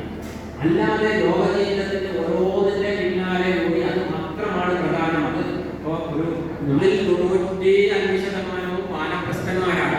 വാനപ്രസ്ഥന്മാരെന്നൊക്കെ പറഞ്ഞാൽ വാനപ്രസ്ഥ കർമ്മം സ്വീകരിക്കുന്നുണ്ടോ എന്നറിയില്ല. എന്റെ മുമ്പിലിരിക്കുന്ന 95% വാനപ്രസ്ഥന്മാരാണ്. ഗൃഹസ്ഥാശ്രമത്തിലെ എല്ലാ ഉത്തരവാദിത്വങ്ങളും മക്കളെയൊക്കെ ഏൽപ്പിച്ചിട്ട് പൂർണ്ണമായിട്ടും ഈശ്വരവിചാരത്തിൽ കഴിയേണ്ടവരാണ് വാനപ്രസ്ഥാശ്രമം. അപ്പോൾ അങ്ങനെയുള്ള വാനപ്രസ്ഥാശ്രമത്തിന് 90 വയസ്സായിട്ടും ആധാരഘട്ടൊന്നും കൊടുക്കാതെ കക്ഷത്ത് വെച്ച് മക്കളോട് ചട്ടം കൂടി, മരുമക്കളോട് ചട്ടം കൂടിയിട്ട് വീട്ടിൽ കലഹുണ്ടാക്കി ജീവിച്ചാൽ എന്താ സംഭവിക്കുക? ജീവിച്ചിരിക്കുമ്പോഴും ദുഃഖം, മരിച്ചു കഴിഞ്ഞാലും ദുഃഖം. അങ്ങനെ ഇരിക്കുമ്പോൾ അവർ മരണവേളയിലും നമ്മുടെ മനസ്സിലേക്ക് ഭഗവാനായിരിക്കില്ല വരിക. ഒരുപക്ഷെ ചട്ടം കൂടി ശത്രുക്കളായിരിക്കും, പല രൂപത്തിലും ഭാവത്തിലും. അവരെ കണ്ടുകൊണ്ടാണ് വരിക. അടുത്ത ജന്മത്തിൽ ഇവർ കൂട്ടിമുട്ടും, അവിടെയും സമാധാനം ഉണ്ടാകും. അപ്പോൾ എപ്പോഴാണ് നിരന്തരമായി എന്ത് വിചാരിക്കുന്നുവോ അതാണ് മരണസമയത്ത് നമ്മുടെ ഉള്ളിൽ പ്രകാശിക്കുക എന്ന് ഭഗവാൻ ഗീതയിൽ പറയുന്നു. നിരന്തരമായിട്ട്, കാരണം ഭഗവാൻ അവിടെ പറയും അന്ത്യകാലത്ത് എന്നെ ഓർമ്മിച്ചാൽ എന്നെ ചേരാമെന്ന്. അപ്പൊ ചിലർ ഒഴിവുകൾ പറയുന്നത് അവസാനം വയ്ക്കണം, നമുക്ക് ചിന്തിച്ചാൽ പോരെ ഭഗവാനെ. ഇപ്പോഴേ യൗവനത്തിൽ, കുട്ടിക്കാലത്ത്, യുവത്വത്തിന്റെ നിളത്തിലൊക്കെ ഭഗവാനൊക്കെ ചിന്തിച്ചിട്ട് സമയം കളയണം. മരിക്കുമ്പോൾ ചിന്തിക്കാം, എപ്പോഴും മരിക്കാന്നല്ലോ അറിയുള്ളൂ. ആരെങ്കിലും ഡേറ്റ് ഓഫ് ബർത്ത് അറിയാം, ഡേറ്റ് ഓഫ് ഡെത്ത് ആർക്കെങ്കിലും മുൻകൂട്ടി അറിയാൻ സാധിക്കും, ഏത് നിമിഷവും മരിക്കാം. അപ്പൊ മരണസമയത്ത് ചിന്തിച്ചാൽ മതി എന്ന് ഭഗവാൻ പറയുന്നതിന് കൂടെ തൊട്ട് മേലെ ഒരു ശ്ലോകത്തിന്റെ ഉണ്മയും കൂടിയുണ്ട്. നിരന്തരമായിട്ട് സദാ തദ്ഭാവഭാവ്യ, എന്നെ നിരന്തരമായിട്ട് ആരാണോ ഭാവന ചെയ്യുന്നത് അവർക്ക് മരണസമയത്ത് എന്നെ സ്മരിക്കാൻ സാധിക്കും. അപ്പൊ എന്തിനെയാണോ നിരന്തരമായി സ്മരണ ചെയ്യുന്നത് അത് ആണ് മരണസമയത്ത് നമ്മുടെ മനസ്സിൽ പൊങ്ങി വരിക എന്നാണ് പറയുന്നത്. മരിച്ചവർ പറഞ്ഞിട്ടുണ്ടോ അറിയില്ല, മരിക്കുന്നതിന് മുമ്പ് നമുക്ക് അങ്ങനെ ഊഹിക്കണം. ചില ലക്ഷണങ്ങൾ അങ്ങനെ കാണാൻ സാധിക്കും. കാരണം സമയമില്ല, ഞാൻ പറയട്ടെ, ലക്ഷണം വെച്ചിട്ടാണല്ലോ നമ്മൾ ഊഹം ചെയ്യുക. കാരണം മരിച്ചു കഴിഞ്ഞിട്ട് പാരമൊന്നും പറഞ്ഞിട്ടൊന്നുമില്ല. ഒരിക്കൽ കോഴിക്കോട് മെഡിക്കൽ കോളേജിലേക്ക് നമ്മുടെ സ്വാമിജി നാട്ടിൽ പോയ സമയത്ത് അവിടെ ഇതുപോലെ ഒരു 95 വയസ്സായ ഒരാൾ മെഡിക്കൽ കോളേജിൽ കിടക്കുകയാണ്. ആ അദ്ദേഹത്തിന്റെ മക്കൾ ആശ്രമവുമായി ബന്ധപ്പെടുന്നവരാണ്. അവര് നിരന്തരമായ ആശ്രമത്തെ ക്ലാസ്സിലൊക്കെ വരും. അപ്പൊ നല്ലൊരു സംസ്കാരമുണ്ട്. ഈ അച്ഛനാണെങ്കിൽ ഈശ്വരചിന്ത തൊട്ട് തീണ്ടിയിട്ടില്ല, ബാക്കി പോയിട്ടില്ല. അപ്പൊ അദ്ദേഹം ഇങ്ങനെ ഏകദേശം ഡോക്ടർ പറഞ്ഞ 2-3 ദിവസമേ ഉള്ളൂ, വയറിലും കയ്യിലും കണ്ണിലും കാലിലൊക്കെ രൂപയ്ക്ക് ഘടിപ്പിച്ചിരിക്കുകയാണ്. അപ്പൊ അങ്ങനെ ഓക്സിജനൊക്കെ കൊടുത്തുകൊണ്ട് അവിടെ കിടക്കണം. അപ്പൊ അവർക്കൊരു ആഗ്രഹം, സ്വാമിജി പോയി കണ്ടാൽ എങ്ങനെയെങ്കിലും അച്ഛൻ്റെ അവർക്കൊരു വൃദ്ധാർത്ഥന ഉണ്ടാവുമല്ലോ ആ ജീവനുള്ളതിലേക്ക് സ്വാമിജിയോട് പറഞ്ഞു. സ്വാമിജി പോയി കാണാൻ അങ്ങനെ കഴിയാത്തവരെ പോയപ്പോൾ അവിടെ ഓക്സിജന്റെ ആ പ്രഭാവത്തിൽ അദ്ദേഹം പെട്ടെന്ന് ഞെട്ടി ഉണരും. ഉണർന്നു കഴിഞ്ഞാൽ എന്താ പറയാ, ആ അടുത്ത ആ സ്ഥലം എന്റെ പേര് ആക്കിയിട്ട് ഞാൻ പോകും. പിന്നെ വീണ്ടും ഓക്സിജന്റെ പ്രഭാവത്തോടുകൂടി പറയും, മറ്റേ ആള് ഇന്നയാള് 10,000 രൂപ തരാമെന്ന് ഞാൻ ഡയറിയുടെ പിന്നിൽ എഴുതിയിട്ടുണ്ട്, ഞാൻ അതൊക്കെ വാങ്ങി വെച്ചിട്ടേ പോകുള്ളൂ എന്ന് ഭയക്കേണ്ട. അപ്പൊ ഈ മക്കളെന്താ പറയുന്നത്, അച്ഛാ ഒന്നും ശിവായ ജപിക്കൂന്ന് ചെവിയിൽ ഇങ്ങനെ പറയണം. ചെവിയിൽ പറഞ്ഞു കൊടുക്കാൻ ആളുണ്ട്, നാമം ജപിച്ചു കൊടുക്കാൻ ആളുണ്ട്, പക്ഷേ ഉള്ളിലേക്ക് കടക്കുന്നില്ല. കാരണം ജീവിതം മുഴുവൻ ആധാരപ്പെട്ടുകൊണ്ട് നടന്ന അദ്ദേഹത്തിന് എവിടെയും ഉൾക്കൊള്ളാം. അടുത്തിരുന്ന് ഉപദേശിക്കാനാണ്, പക്ഷെ ഉള്ളിലേക്ക് കയറുന്നില്ല. അങ്ങനെയൊക്കെ നമ്മുടെ ലക്ഷണം വെച്ച് നോക്കുമ്പോൾ നമുക്കറിയാം എന്താണോ ജീവിതം മുഴുവൻ നമ്മുടെ സംസ്കാരമായിട്ട്, ഗുണമൂലമായ സംസ്കാരമായി വന്നത്, അതായിരിക്കും മരണസമയത്ത് ഉള്ളിൽ പ്രവർത്തിക്കുക. അതുകൊണ്ട് പറയുന്നു, ഇന്നലെകളിൽ എന്തുമാവട്ടെ, ഇന്ന് മുതൽ ഞാൻ ഈശ്വരചിന്തയ്ക്ക് പ്രാധാന്യം കൊടുത്തുകൊണ്ട് എന്റെ വ്യവഹാരങ്ങളൊക്കെ ഭംഗിയായിട്ട് സ്വന്തമായിട്ടൊക്കെ നടത്താൻ പറ്റില്ല, പക്ഷേ മുഖ്യമായിട്ട് ഈശ്വരചിന്തയ്ക്ക് പ്രാധാന്യം കൊടുത്തുകൊണ്ടുള്ള ഒരു ധാര നമ്മുടെ ഉള്ളിൽ നിരന്തരമായിട്ടുണ്ടാവുക. അങ്ങനെ ആകുമ്പോൾ അവസാനം ആ ഈശ്വരനാമത്തോടുകൂടി നമുക്ക് ഈശ്വര ചിന്തയോടുകൂടി, ഈശ്വര രൂപത്തോടുകൂടി ആ ഭാവത്തിൽ ചില അവസാന ഘട്ടത്തിൽ ചില പറയാത്തതായിട്ട് ഭഗവാനത എന്നെ കൊണ്ടുപോകാൻ വേണ്ടി നിൽക്കുന്നു എന്നൊക്കെ പറഞ്ഞ് കണ്ണടച്ചവരും നമുക്കിടയിൽ ധാരാളം ജീവിക്കാൻ മരിച്ചു പോയിട്ടുണ്ട്. അപ്പൊ അവരെ അവസാന വാക്കതാണ് ഭഗവാൻ വന്ന് എന്നെ കൊണ്ടുപോകാണെന്നൊക്കെ പറഞ്ഞ് കണ്ണടച്ചവരുണ്ട്.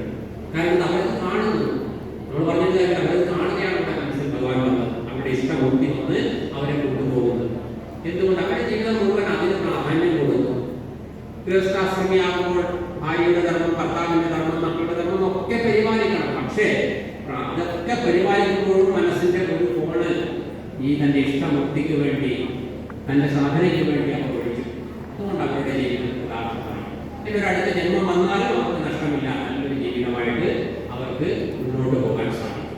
അപ്പൊ അതുകൊണ്ട് ഈശ്വരചിന്ത ഒരിക്കലും നഷ്ടക്കച്ചവടമല്ല. ബാക്കിയൊക്കെ നഷ്ടക്കച്ചവടമാണ്, ഒക്കെ നഷ്ടക്കച്ചവടമാണ്. 2000 നോട്ടൊക്കെ അടുത്ത് വെച്ചപ്പോഴാണ് ഒരു ദിവസം രാത്രി പറയുന്നത് നിരോധിച്ചു കഴിഞ്ഞു. ഇതെല്ലാം നഷ്ടമാണ്, ഒന്നും ലാഭമല്ല. പക്ഷേ ഒരു നാമം ജനിച്ചാൽ പോലും അത് ബാങ്ക് ബാലൻസ് ആയിട്ട് ഒരിക്കലും നഷ്ടപ്പെടാത്തതായിട്ട് അവിടെ നിൽക്കും എന്ന് ശ്രീരാമകൃഷ്ണ പരമഹംസരും വിവേകാനന്ദ സ്വാമികളും രമണ മഹർഷിയും ഒക്കെ നമ്മൾ ബോധിപ്പിച്ചിട്ടുണ്ട്. അതുകൊണ്ട് അതിനു വേണ്ടി പ്രാധാന്യം കൊടുക്കുക. പിന്നെ നമ്മളൊക്കെ തിരിച്ച് വീട്ടിലേക്ക് പോകുന്നവരാണ്, വീട്ടിൽ നിന്ന് വന്നവരാണ്. ആ ഒരു അന്തരീക്ഷം വീട്ടിലുണ്ടാക്കാൻ വേണ്ടി പരിശ്രമിക്കുക. അപ്പൊ ആരും ഇവിടെ വന്നവരിൽ 95% പേരും കുഞ്ഞുങ്ങളായിരിക്കുന്ന മക്കളെ ഉണ്ടാവുമല്ലോ വീട്ടിലുണ്ടായാലും. തിരുത്തി ഉപദേശിക്കാൻ പറ്റില്ല. പക്ഷേ മക്കളെ അവർക്ക് ഇതിന് നമ്മൾ ആചരണത്തിലൂടെ കൊടുക്കുക ചില ആശയം ആചാര പ്രബോധനമാണ്. കാരണം നമ്മൾ 5 കടങ്ങളുമായിട്ട് വരുന്നവരാണ്. ഈ ഭൂമിയിൽ ഓരോ മനുഷ്യനും 5 കടങ്ങളായിട്ട് വരും. ആരോടൊക്കെയാണ് കടം? 1 പിതൃക്കളോടുള്ള കടം, 2 ദേവന്മാരോടുള്ള കടം, 3 മറ്റ് ജീവജാലങ്ങളോടുള്ള കടം, അതുപോലെ അതിഥിയോടുള്ള കടം. ഇങ്ങനെയൊക്കെ 5 കടങ്ങളുമായിട്ടാണ് ഇവിടെ വരുന്നത്. ഈ കടങ്ങൾ മുഴുവൻ നമ്മൾ വീട്ടിയിട്ട് പോകാൻ പാടുള്ളൂ എന്നാണ് ഗൃഹസ്ഥാശ്രമിക്കുള്ള ഉത്തരവാദിത്വം നമ്മുടെ ശാസ്ത്രങ്ങൾ പറയുന്നു. അതിൽ ആദ്യം നമുക്കുള്ളത് ആരോടാണ്? ഋഷിമാരോടുള്ള കടം. ആദ്യത്തെ കടം നമുക്ക് ഋഷിമാരോടാണ്. ഋഷിമാരോടുള്ള കടം എങ്ങനെ നമുക്ക് കിട്ടാൻ സാധിക്കും? ഋഷിമാരോടുള്ള കടം കിട്ടലാണ് ഈ പ്രക്രിയകളൊക്കെ. ഋഷിമാരെ നമ്മളെ നന്നാക്കി തീർത്തത്, നമുക്ക് നൽകിയ ഈ ശാസ്ത്രങ്ങളൊക്കെ ആരാണ് നമുക്ക് നൽകിയത്? ഋഷിമാരാണ്. ആ ശാസ്ത്രങ്ങൾ വായിച്ചിട്ട് നമ്മുടെ ജീവിതം, ആ ശാസ്ത്രങ്ങൾ പഠിച്ചിട്ട് അത് നമ്മുടെ ജീവിതത്തെ കൃതാർത്ഥമാക്കുന്നുണ്ടെങ്കിൽ ആ കടപ്പാട് നമുക്ക് ഋഷിമാരോടാണ്, പൂർവികരായ ഋഷിമാരോടാണ്. ആ ഋഷി പരമ്പരയോടാണ്, ഒരു പരമ്പരയോടാണ്. ആ ഋഷിമാരോടുള്ള കടം നമ്മൾ വീട്ടണം. അത് എങ്ങനെ വീട്ടണം എന്ന് ഋഷിമാർ നമ്മളോട് പറഞ്ഞു. ഞങ്ങൾ നിങ്ങളുടെ ശ്രേയസ്സിനായി കൊണ്ട്, സമാജത്തിന്റെ നന്മയ്ക്കായി കൊണ്ടുവന്ന ശാസ്ത്രങ്ങൾ ഒരിക്കലും കണ്ണി മുറിഞ്ഞു പോകാതെ തലമുറകളിലേക്ക് അത് പകർന്നു നൽകണം. അങ്ങനെ തലമുറകളിലേക്ക് ഞങ്ങൾ നൽകിയ ശാസ്ത്രങ്ങളെ നിരന്തരമായിട്ട് നമ്മുടെ സമാജത്തിൽ നിലനിൽക്കണം. അങ്ങനെ നിലനിന്നാൽ ഋഷിമാരോടുള്ള കടം നമുക്ക് വീട്ടാം. അപ്പോൾ അവർ നൽകിയ ശാസ്ത്രങ്ങൾ, രാമായണമാവട്ടെ, മഹാഭാരതമാവട്ടെ, ഹനുമാൻ ഏതെങ്കിലും ഒരു ഗ്രന്ഥമെങ്കിലും ദിവസവും അല്പസമയം നമ്മുടെ വീട്ടിൽ നമ്മൾ പാരായണം ചെയ്യുക. അല്ലെങ്കിൽ ഒരാളെങ്കിലും പാരായണം ചെയ്തിട്ട് പലരും മുത്തശ്ശിമാരൊക്കെ ആയിട്ടുണ്ടാവും. അവർ അതിനുവേണ്ടി ദിവസവും അല്പസമയമെങ്കിലും കണ്ടെത്തി അത് പാരായണം ചെയ്തിട്ട് അടച്ചുകൂട്ടിയിരുന്ന സീരിയൽ കാണുകയില്ല. മറിച്ച് ആ പാരായണം ചെയ്തിട്ട് അതിലുള്ള കഥകൾ, അതിലുള്ള ആശയങ്ങളെ നമ്മുടെ കൊച്ചുമക്കൾക്ക്, നേരത്തെ പറഞ്ഞ മക്കളോട് ഉപദേശിക്കാൻ പറ്റില്ല, കാരണം പ്രായമുള്ള കൊച്ചുമക്കൾക്കെങ്കിലും ഉപദേശിക്കുക, അടുത്ത് വിളിക്കുക. കാരണം നമ്മുടെയൊക്കെ പ്രായത്തിൽ, നിങ്ങളുടെയൊക്കെ പ്രായത്തിൽ നിങ്ങളുടെ മുത്തശ്ശിമാര് അങ്ങനെ ഉപദേശിച്ച് തന്നിട്ടില്ലേ മനോഹരമായ കഥകൾ? വൈകുന്നേരം സന്ധ്യാസമയത്ത് ഭക്ഷണമൊക്കെ കഴിഞ്ഞ് അടുത്ത് വിളിച്ചിരുത്തി. അന്ന് ഹോംവർക്കും അതിലൊക്കെ കൂടുതലൊന്നുമില്ല, അതുകൊണ്ട് കുട്ടികൾക്ക് സമയമുണ്ട്. അപ്പൊ അടുത്ത് വന്നിരുന്ന് കുറേയധികം കാര്യങ്ങൾ, രാമന്റെയും കൃഷ്ണന്റെയും മഹാത്മാക്കളുടെയൊക്കെ ചരിത്രങ്ങൾ മനോഹരമായിട്ട് നമ്മുടെ മുത്തശ്ശിമാരിൽ ഉപദേശിച്ചിട്ടുണ്ട്. ഇത് വായിക്കുമ്പോൾ തന്നെ ഞാൻ ആദ്യം നൽകുന്നത് എൻ്റെ അമ്മയെയാണ്. കാരണം ഞാൻ 6ാം ക്ലാസ്സിൽ പഠിക്കുമ്പോൾ നാരായണീയം വായിക്കുന്നത് ഞാൻ അറിയില്ല, അർത്ഥം അറിയില്ല. കാരണം ദിവസവും അമ്മ അത് വായിക്കുന്നുണ്ട്. നാരായണീയവും ദേവി മഹാത്മവും ഭഗവത്ഗീതയും വീട്ടിൽ വായിക്കും. അപ്പോൾ 6-7 വയസ്സാകുമ്പോൾ 6ാം ക്ലാസ്സിലൊക്കെ പഠിക്കുമ്പോൾ എനിക്കൊരാഗ്രഹം, ഞാൻ വായിച്ചോട്ടെ, ദോഷം വായിച്ചുകൊണ്ടിരുന്ന എനിക്ക് പുസ്തകം തന്നു.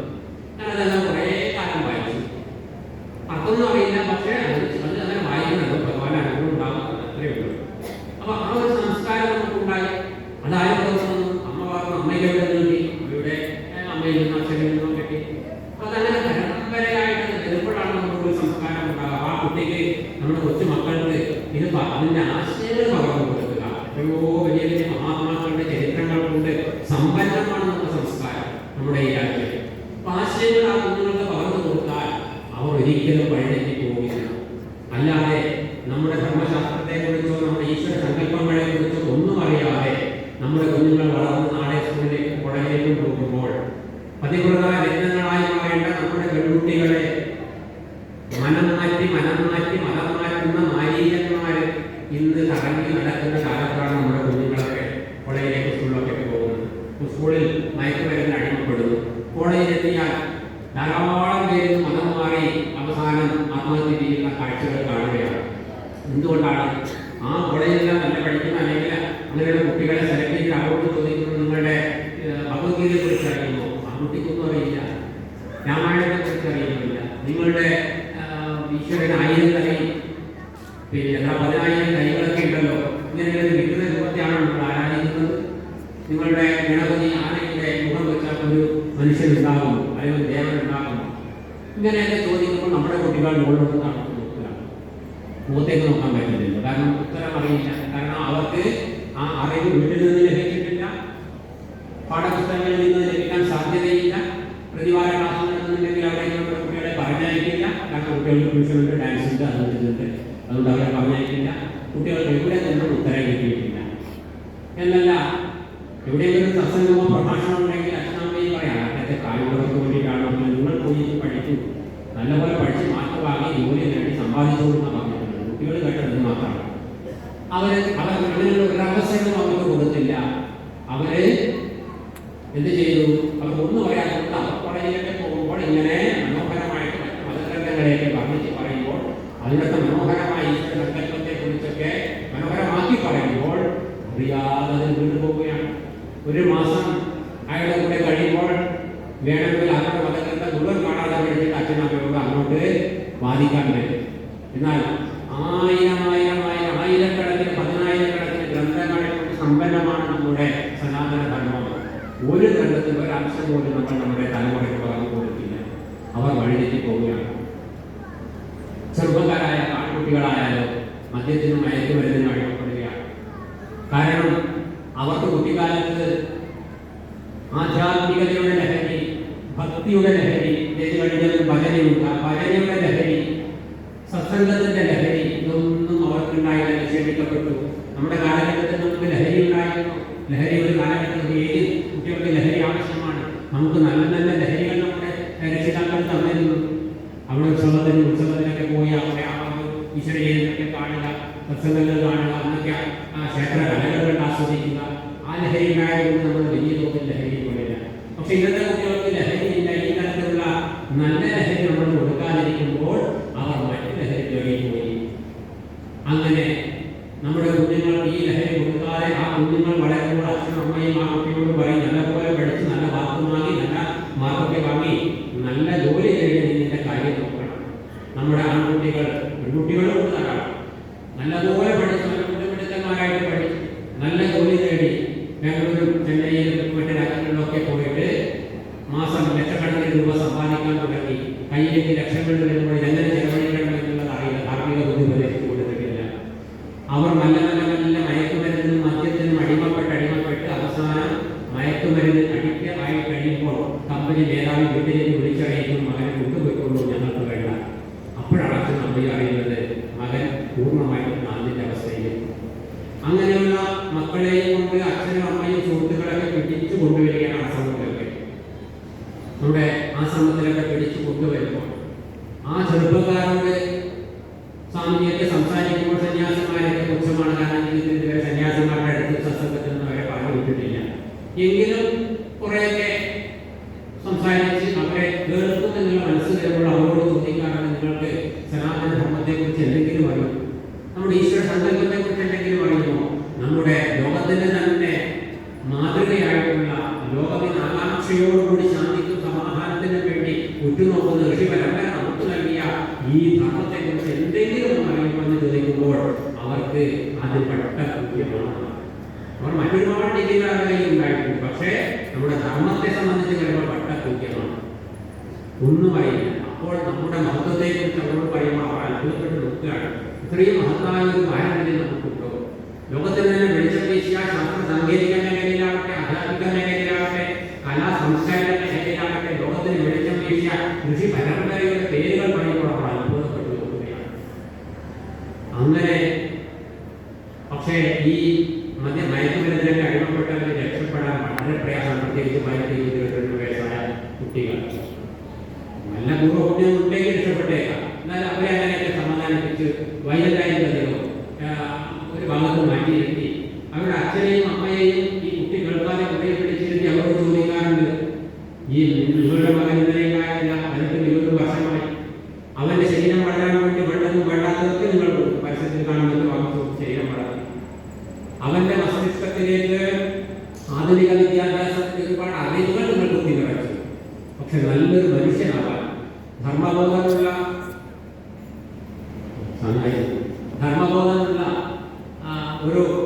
ഒരു പൗരനെ സൃഷ്ടിക്കാൻ എന്ത് ധാർമ്മികമായ അറിവാണ് നിങ്ങളുടെ കുഞ്ഞുങ്ങൾക്ക് പകർന്നു കൊടുത്തത് എന്ന് പറയുമ്പോൾ പൊട്ടിക്കരയുന്ന തല താഴ്ത്തുന്ന അച്ഛനമ്മമാരുടെ എണ്ണം വർദ്ധിച്ചു വരികയാണ്. അതിന് മാറ്റം വരുത്തുവാൻ നിങ്ങൾ ഓരോരുത്തരും വളണ്ടിയർമാരായി പ്രവർത്തിക്കാൻ കഴിവും തെറ്റുമുള്ളവരായിരിക്കണം. ആണ് കാരണം നിങ്ങൾ സത്സംഗം ചെയ്യുന്നവരും പാരായണം ചെയ്യുന്നവരുമാണ്.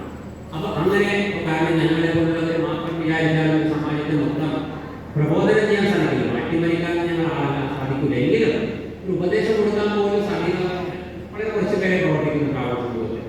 പക്ഷേ നമ്മൾ സമാജത്തിൽ തന്നെ വാനപ്രസ്ഥരായിട്ടുള്ളവര്, സത്സംഗ മേഖലയിലേക്ക് പ്രവർത്തിക്കുന്നവരെ, ഇങ്ങനെ ഓരോ കുടുംബങ്ങളുമായി നേരിട്ട് ബന്ധമുള്ളവർ ആ കുടുംബത്തിൽ ഉദ്ബോധനം ചെയ്യാൻ വളരെയധികം മാറ്റം വരുത്താൻ സാധിക്കും. കാരണം ഇനിയും ഹിന്ദു സമൂഹത്തിൽ അച്ഛനമ്മമാരുടെ കണ്ണീര് വീട് തല താഴ്ന്ന അവസ്ഥ ഉണ്ടാകുന്നത്. നമ്മുടെ ആ മക്കൾ നാളെ വളരെ വളരെ നല്ല രീതിയിൽ ഉയർന്ന് നാളെ അച്ഛനും അമ്മയൊക്കെ മരിച്ചു കഴിഞ്ഞാൽ കർമ്മങ്ങൾ ചെയ്യാൻ ഉത്തരവാദിത്തമുള്ള പുത്രന്മാരാണെന്ന് മയക്കുമരുന്ന് അടിമപ്പെട്ട് നശിച്ചു പോകുന്നത്, അല്ലെങ്കിൽ മറ്റു മതാന്തരങ്ങളിലേക്ക് പോകുന്നത്. അപ്പോൾ ഇതിനൊക്കെ തടയിടുക, ധർമ്മത്തെ സംരക്ഷിക്കുക. ധർമ്മത്തെ സംരക്ഷിക്കാനാണ് ഇപ്പോൾ എല്ലാ അവതാരമൂർത്തികളും ഭാഗത്ത് വഹിച്ചത്. ആ ധർമ്മ സംരക്ഷണം ഈ കലിയുഗത്തിൽ ഭഗവാൻ നമ്മൾ ഓരോരുത്തരുടെ കയ്യിൽ തന്നിരിക്കുകയാണ്. അല്ലാതെ ഭഗവാൻ വീണ്ടും ഇതിനൊരു അവതാരം എടുത്തുകൂടെ വന്നിട്ട് ധർമ്മം സംരക്ഷിക്കാൻ ഈ അടുത്ത കാലം കൊണ്ടും പോകുന്നില്ല. കലി വരുമെന്നാണ് പറഞ്ഞിട്ടുള്ളത് എത്രയോ കോടി വർഷം കഴിഞ്ഞ്. ഇപ്പോൾ ധർമ്മത്തിന് അപജയം സംഭവിക്കുമ്പോൾ നമ്മൾ ഓരോരുത്തരും ധർമ്മത്തിന്റെ പ്രവർത്തകരായി മാറാൻ നമുക്ക് സാധിക്കണം. ഇനിയും 5 കടത്തിൽ 1 പറഞ്ഞിട്ടുണ്ട്, 4 കടം ബാക്കിയുണ്ട് പറയാൻ. സമയം പഠിച്ച് കൃത്യമായിട്ട് തുടങ്ങേണ്ടതാണ്.